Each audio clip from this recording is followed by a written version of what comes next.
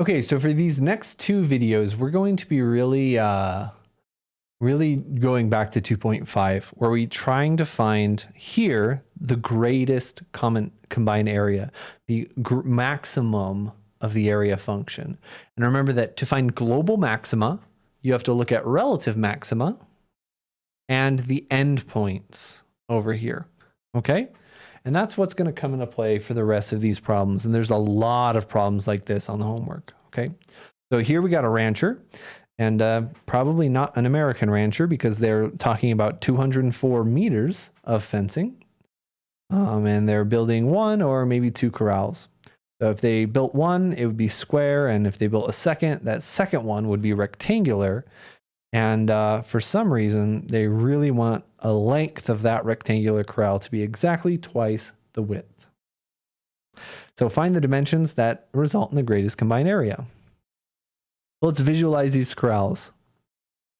One will be square, and the other is going to be rectangular. So the square one, let's say it has width x, which means the length is also x. All right. And then the other one can have any dimension, but what matters is that the width or the length is twice of that other dimension. All right. So they want to know, okay, what is the dimensions of the rectangular thing? And what is the rectangular? All right, what's the dimensions of the square? What's the dimensions of the rectangle so that we get a biggest area combined? And we can either build one or two corrals, depending on what we need to do. So here's what we're going to do. We're going to do what we did in 2.5. We want to maximize the area function. What's our constraint? Our constraint is that we only have 204 meters of fencing. So if we add up all of these sides, that has to equal 204 meters. Okay. So what we're going to get right here is that our perimeter has to be 204.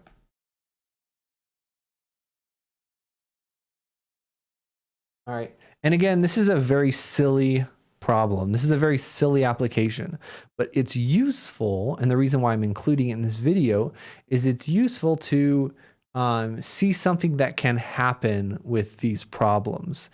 See something that happens with the calculus aspect. So solving this problem is great and important and all, but again, the reason why we're actually using calculus for this problem is to show off something with maximization and minimization that we haven't really seen yet. Okay, so we want to maximize the area function, and that's going to be our objective function. And we know the perimeter is 204. That's going to be our constraint. So let's look at this area function, the area function that we're looking to maximize.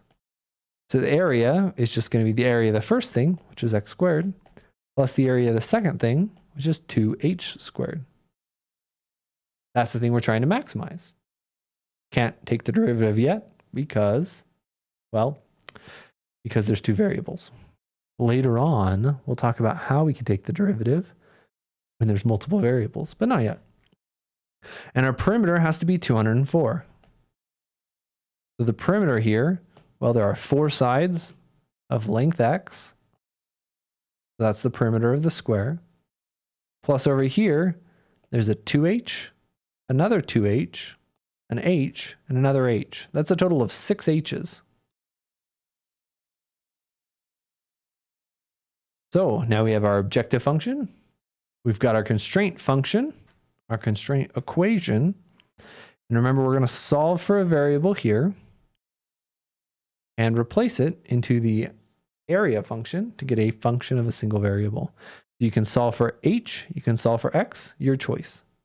I'm going to solve for x because it's a little easier to plug in, I think, but it's up to you. Let's solve for that on the next one.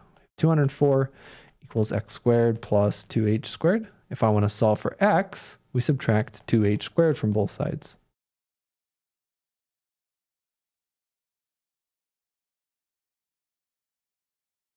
Oh, goodness. I was like, this is a nightmare. It's because I used the wrong function. This is one of the downsides of doing it this way.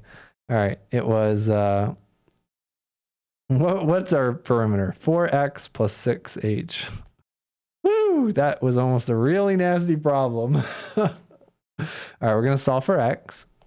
We're going to get 4x is equal to 204 minus 6h and divide everything by 4.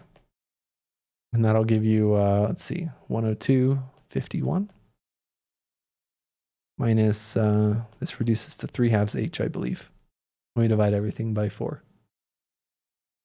So we plug that into our area function. Our area function, that's the x squared plus 2h squared. Again, if this is what x is, right, then you can plug this whole thing in for x. So it becomes x, which is 51 minus 3/2 h squared plus 2h squared. So we need to eventually take the derivative, but let's simplify. If you can ever simplify before taking a derivative, it really makes your life a lot easier. So let's simplify this. We have to square it out. Ugh. I think I solved for the wrong variable. This is going to be messy, right? 51 squared. I don't know what that is. 51 squared is 2601. All right. And then it's going to be minus 2 times their product. So that'll be 153, I believe. H. And then plus the last thing squared, which will be 9/4 h squared. All right, that's what it looks like when we FOIL that out.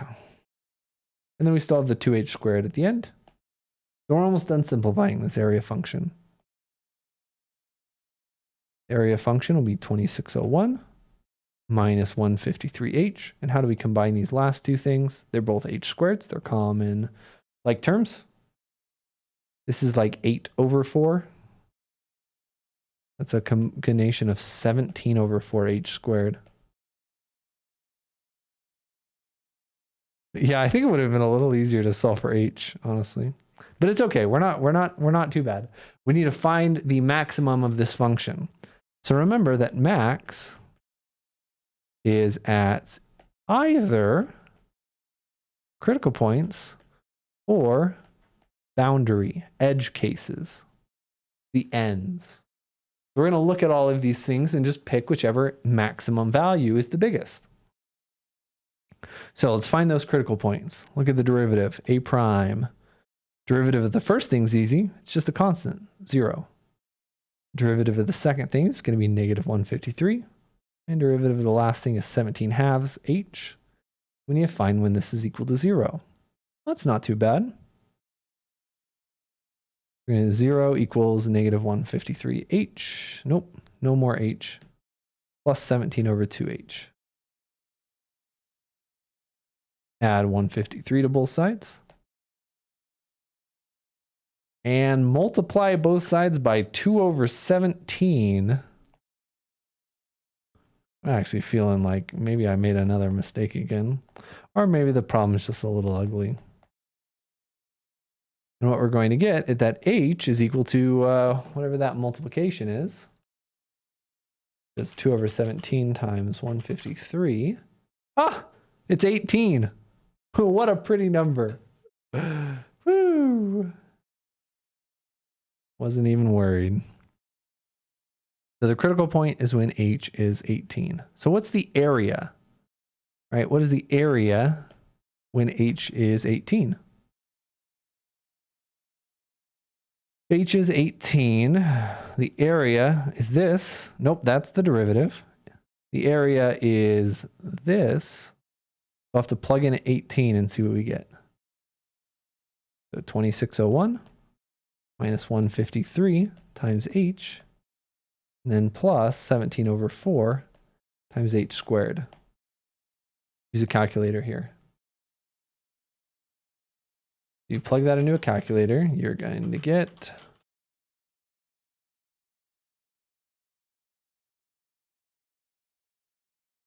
hopefully this, 1224. square meters.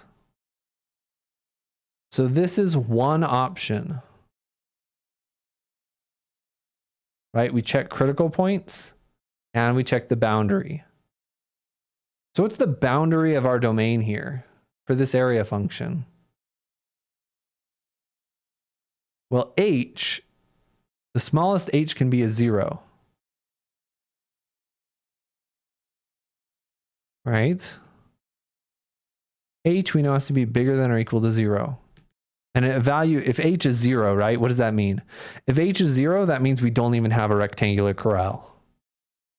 So if h is 0, we only have a square. We're only doing one corral. What's the biggest h can be? The biggest h can be is when we have no square. So those are going to be our boundaries. All right. So we'll have to check these boundaries. So the smallest h can be a 0. The biggest h can be is when there's no square. So when there's no square, right? What's our h value when there's no square? That's if x is 0. So 204 divided by 6. Right there. And I don't actually know what that is off the top of my head. 34. So these are the two cases that we have to check. What happens when h is 0? What happens when h is 34? And we'll choose the biggest area. So we already have one candidate. We're going to get 2 more. So when h is equal to 0, what is our area?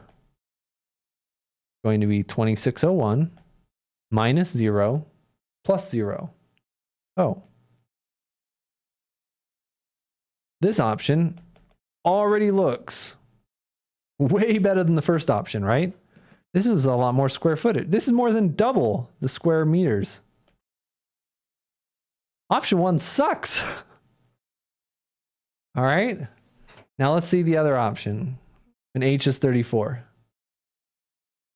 So if h is equal to 34, so if we have no square, if we only have the rectangle, that's this case. You plug in 34 here.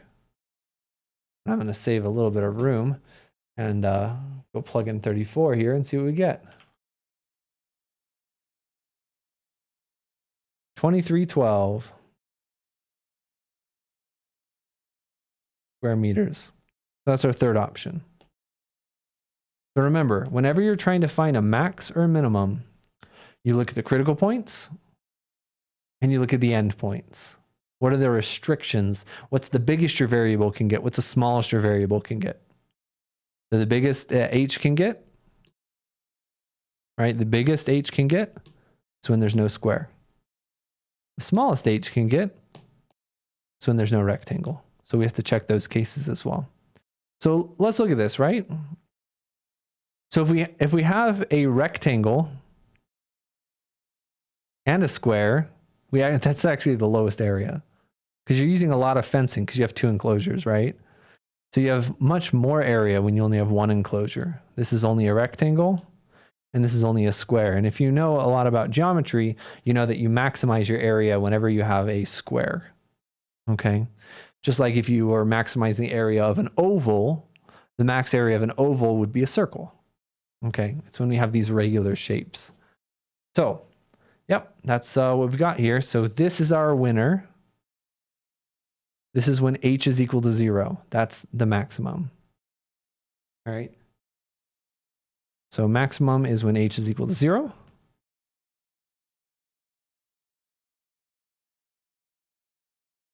And what is x if h is 0? If h is 0, x is 51.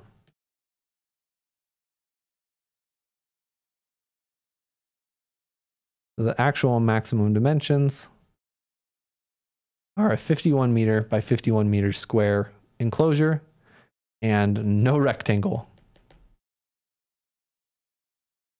All right. That whole thing is kind of our answer here. So this is a very silly kind of introductory example where it turns out that we're not even making 2 enclosures in the first place, but we'll do another bonus example problem in the next video if you'd like.